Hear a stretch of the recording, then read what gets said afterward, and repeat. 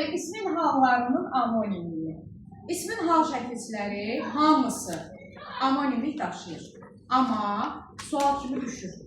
İsmin halları, məsələn, adlıq yoxdur, yiyəlikdə 2 cürdür, qın üstü 4, nın üstü 4, sonra yönlük A üstü 2, ya üstü 2, sonra təsirlik I üstü 4, N üstü 4, yerlik da üstü 2, çıxışlıq dan üstü 2. Deməli, burada hamısı deyəndə baba bu hissələr ancaq nəzərdə tutulur. Çünki bu saitlə bitənlərə qoşulub, bu olmayan bir şeydir də. Çünki bu bitişdiricidir. Bitişdirici tək qalmasın deyənə, belə deyək də, yanmamışıq. Başa düşdünüz? Yamaq bilirsiniz nədir? Sökük bir paltar olanda ona yanmayırsan.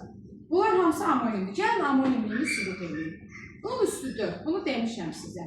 Həm yiyəlik haldır, həm mənsubiyyətdir, həm şəxs şəkilçisidir, həm də isim düzəldir. Gəlin sübut edeyim sizə. Yiyəlik alıb bilirsiniz. Məsələn, elə belə yazıram. Sənin kitabın. Bax, eyni şəkilçidir. Bu yiyəlikdir, bu mənsubiyyətdir. Onu rahat tapdıq. İndi keçdik. Torpağı, becərin, in, oldu şəxs, siz becərin, əkin, becərin, səkin, şəxs, bir də qaldı isim düzəldən şəkilçi, əkməkdən əkin. Bir yeri əkin, bir də deyirəm əkin sahəsi, biçin sahəsi, səpin başladı. Bir var səpin deyirəm, torpağa, buğda səpin və yaxud da deyirəm ki, səpin işi həyata keçirilir. Deməli, oldu həm də isim düzəldən. 4 amonimliyi var. Yönlük hal. Yönlük hal feldən isim düzəldir. Yarmaqdan yara. Elə bunu yap. Bu yara sözünü yadda saxlasaq yaxşıdır. Sonra təsirlik hal. Sifət düzəldir. Bir də mənsubiyyətdir. Mənsubiyyət, üçün şəxs tək, bir də sifət düzəldir. Məsələn, onun tarixi bu mənsubiyyətdir, tarixi oxudu təsirlikdir. Bir də deyirəm ki, tarixi kitablar, hansı kitablar, elmi əsər. Bu isə sifət düzəldir. Sonra keçdi dadə. Dadə zərf düzəldir. Bu özü yadda qalmayan bir şeydir. Çox güman ki, bunu yaxşı keçiblər ki, bilmirsən. Çünki bunu doğrudan da, hazırda da deyirsən ki, uşaq demirsən.